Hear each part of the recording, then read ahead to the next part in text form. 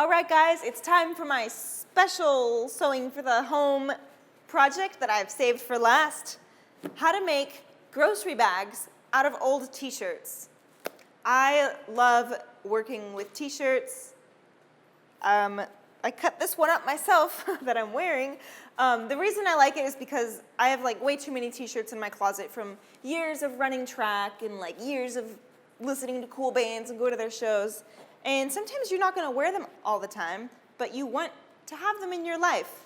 And with this little tutorial, it's a way of recycling that old shirt and all those memories without having to throw it away and feeling bad for having too many things, which is kind of a problem sometimes. So here I have a shirt that I already turned into a grocery bag. It was kind of a blast to make.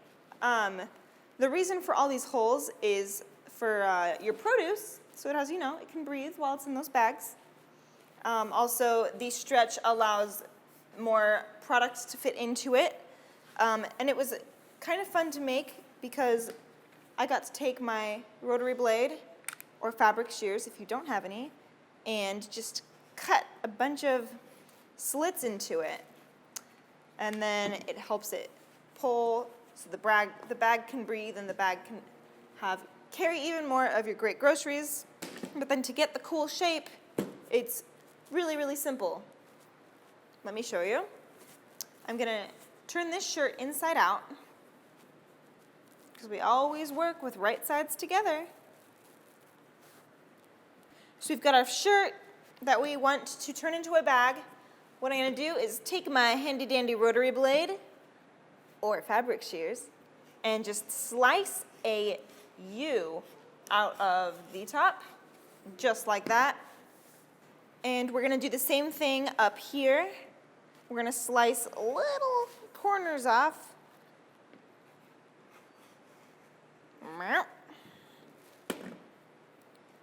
And one big old slice here for the hole for your hand or arm.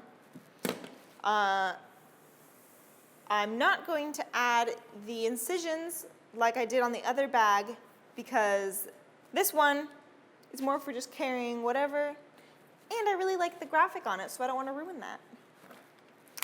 All right, so when it's ready and cut, put those to the side, all you have to do is sew this part shut, and you will be ready to use your bag. So I'm moving my machine to zigzag because I just want to do a bit of a zigzag since I'm working with stretchy material. I'm only changing my stitch width up here to 1 though. All right, and all I've got to do is sew up that bottom U. It's so simple that I don't even have to worry about pinning my fabric.